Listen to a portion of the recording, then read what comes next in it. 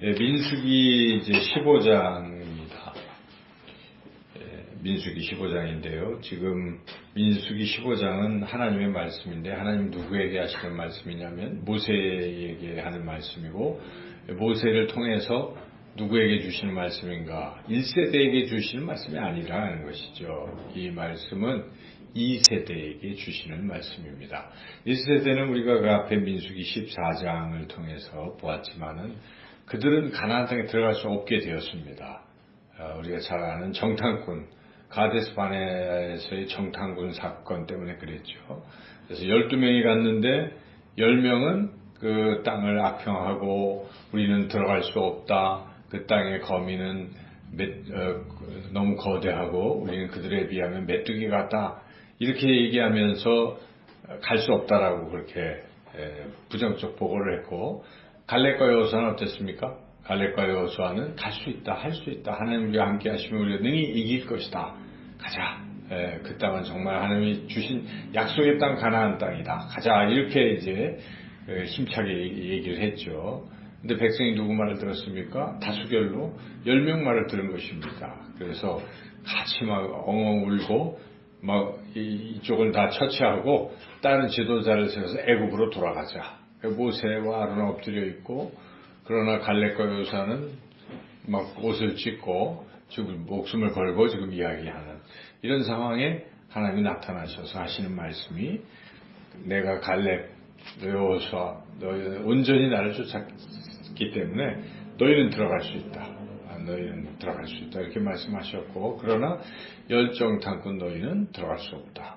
그래서 열정탐꾼은 곧 그 즉시 하나님의 심판을 받아 죽었습니다. 거의 죽었고, 그리고 이제 나머지 백성들도 다 쓸어버리고 새로 하실 계획이지만 모세의 또 간절한 기도 등을 통해서 하나님이 뜻을 돌이키시고, 그러면 죽이지는 않고 대신 광야에서 40일 동안 정탐한 날짜 해서 뱅뱅뱅뱅 돌다가 그냥 여기서 죽고 가나안 땅에 들어갈 수 없다. 단 너희의 세대, 2세대는 내가 특별히 사랑해서 데려가겠다. 이렇게 된 겁니다. 결정이 됐는데, 그리고 이제 하나님이 바로 그 2세대에게 니네들이 그 내가 약속한 가나안 땅에 들어가면 어떻게 해라 하고 하신 말씀입니다. 여기에 보면 2절에 하나님께 1절에 여호와께서 모세에게 말씀하여 이르시되 이스라엘 자손에게 말하여 그들에게 이르라 너희는 내가 주어 살게 할 땅에 들어가서, 이렇게 이제 말씀하라고 하잖아요. 그러니까 땅에 들어가서 뭘 해야 되는가?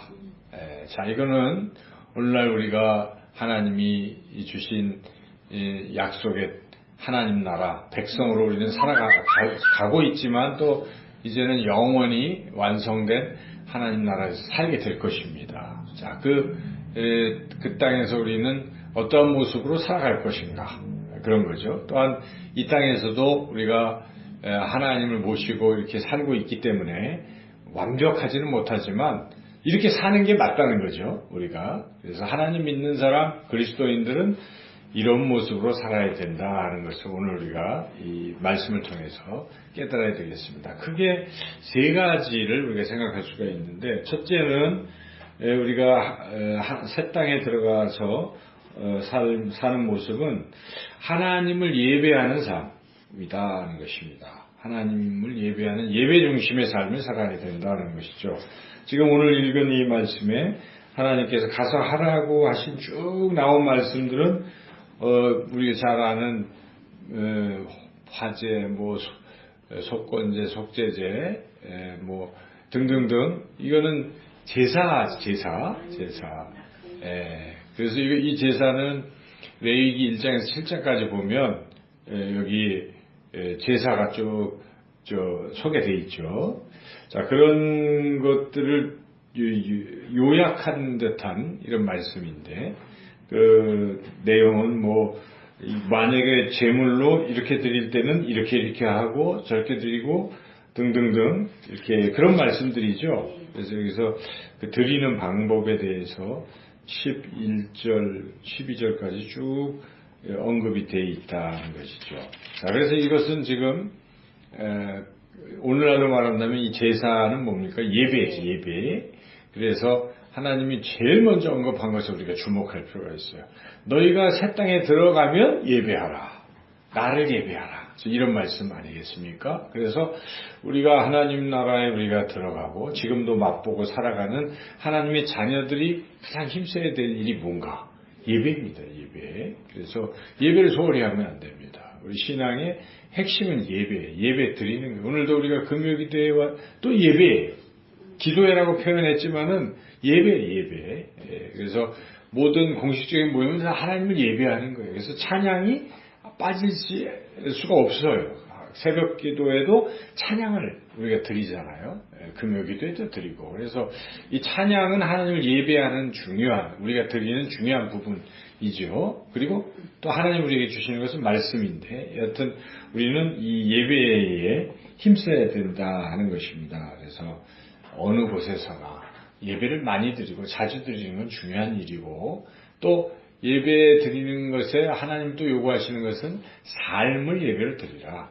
거룩한 산 제물로 너희 몸을 거룩한 산 제물로 드리라. 로마서 12장 1절에 보면 1절 2절에 그렇게 나오지 않습니까? 그래서 로마서는 잘 아시는 것처럼 구조적으로 보면 1장에서 8장까지 예수님을 통해서 우리가 구원받았다는 걸 말씀하고, 예수님 믿으면 구원받는다는 내용이고, 이스라엘 백성은 하도 안 믿고 있기 때문에 그들의 회개를 촉구하는 말씀이 9장에서 11장의 어떤 삽입적인 그런 부분이고, 바로 연결된 부분이 12장이에요. 8장이 끝나면. 그래서 12장은 그러므로의 뜻은 뭡니까?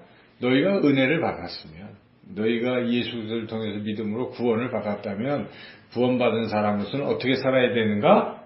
딱 나오게 보니까 거룩한 산제물로 하나님께 드리라, 예배하라 하는 것입니다. 그런데 그 예배는 삶이다. 어느 곳에서나 하나님을 예배하는 이제 그런 삶이 요구됐다는 것이죠. 그러므로 우리도 항상 하나님을 예배하는, 예배에 목숨을 거는, 예배에 성공하는 그런 저와 여러분이 되시기를 주님의 이름으로 축원합니다. 두 번째는 하나님이 말씀하신, 오늘 우리 읽은 본문에는 안 나와 있지만 하나님이 원하시는 것은 말씀에 순종하라 하는 것입니다. 그래서 여기 이렇게 예배를 드리라, 예배도 이제 일종의 그렇게 하라 하시고, 그런데 이 모든 것을 만약에 지키지 못한다면 이것은 안 된다. 징계를 받게 될 것이다. 이런 말씀이에요. 그래서 그런 것의 죄를 다시 속죄하는 또 속죄제를 드려라. 여기에 그래서 22절부터 이렇게 쭉 보면은 그릇 범죄하여 여호와가 모세에게 말씀하신 이 모든 명령을 지키지 못하되 등 해서 못한다면, 범죄하였다면 이렇게 또 속죄제를 드려라. 이런 말씀들이 쭉 이어지고 있어요.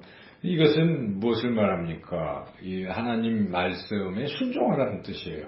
순종하지 않을 때는 이러이러한 또 속죄를 해야 되고 하는 것이다. 그래서 쭉 나오면서 결론적으로 31절을 읽어보겠습니다. 그런 사람은 여호와의 말씀을 멸시하고 그의 명령을 파괴하였은즉 그의 죄악이 자기에게로 돌아가서 온전히 끊어지리라. 그래서 명령을 지키지 않는 자에 대한 어떤 최종적 징벌까지도 말씀하셨어요. 그러므로 새 땅에 들어가서 이스라엘 백성이 할 일은 뭐겠습니까? 하나님 말씀에 순종하는 것입니다. 지금 1세대는 못 들어갔어요. 그 이유는 순종하지 않았기 때문에 그렇습니다. 하나님이 들어가라 명령했으면 들어가면 되는데 인간적 판단으로 두렵다 해요. 겁이 난다 해요. 뭐 등등 해서 그 명령을 지키지 아니한 것으로 그런 징계를 받은 것이죠. 그래서 우리 신앙은 한마디로 하나님 말씀에 순종하는 것이 신앙의 꽃이라 볼 수가 있겠습니다. 말씀 순종을 안 하고서야 그건 안 되는 거예요. 그래서 예배에 잘 드리고 그 다음에 말씀에 순종하는, 이것이 새 땅에 들어가는 사람들이 마땅히 해야 될 모습. 마지막 세 번째는 무엇입니까? 세 번째는 오늘 우리 본문에 나타나 있는데 지금 이스라엘 백성들에게만 이 말씀을 하시는 게 아니에요. 이스라엘 백성과 함께 가는 같이 타국인들도 또 그저 나그네 같이 살던 사람들도 다 똑같이 해당된다는 것입니다. 조금도 차별도 없고 예외도 없는 거예요. 그래서 마지막 16절 읽어보겠습니다. 너희에게나 너희 중에 거류하는 타국인에게나 같은 법도 같은 규례이니라. 같은 법도 같은 규례. 이것은 똑같다, 동등하다 하는 것입니다. 하나님께서는 하나님 택한 이스라엘 백성뿐만 아니라 하나님을 섬기려고 같이 살려고 들어온 사람들도 동일하게 취급하신다는 것입니다. 그들도 하나님의 백성 삼으신다는 것입니다. 그래서 하나님은 차별이 없으신 하나님, 하나님을 믿으면 그 누구라도 똑같이 하나님은 다 받아주신다. 그래서 우리가 이렇게 새로운 땅에 가서 살 때의 모습은 서로 어때야 되겠습니까? 하나님도 우리를 똑같이 봐주시는데 우리끼리 서로 차별하고 이래서는 안 된다는 것이에요. 그래서 이 진짜 하나님 나라의 모습은 더불어 이렇게 차별 없이 동등하게 공평하게 사는 세상이구나 하는 것을 우리가 깨닫습니다. 그래서 저는 교회에서도 이렇게 차별 없이 동등하게 대하는 훈련이 필요하고 또 센터에서도 공평하게 대해주는 편애를 하거나 그러면 안 되겠어요. 그래서 그런 것이 또 우리끼리도 항상 이렇게 공평하게 할 수 있는 그런 마음 또 갖고 해야 되겠다는 것이죠. 그래서 오늘 이 새 땅에 들어가서의 모습, 곧 우리가 하나님 자녀로 하나님 백성이 됐을 때에 우리의 앞으로 살아갈 삶의 모습은 세 가지를 기억하시자 하는 것이죠. 첫째는 예배자, 둘째는 순종하는 사람, 세 번째는 서로 차별 없이 사랑하고 이렇게 살아가는 것. 그렇죠? 그렇게 살아가는 저와 여러분이 되시기를 주님의 이름으로 축원합니다.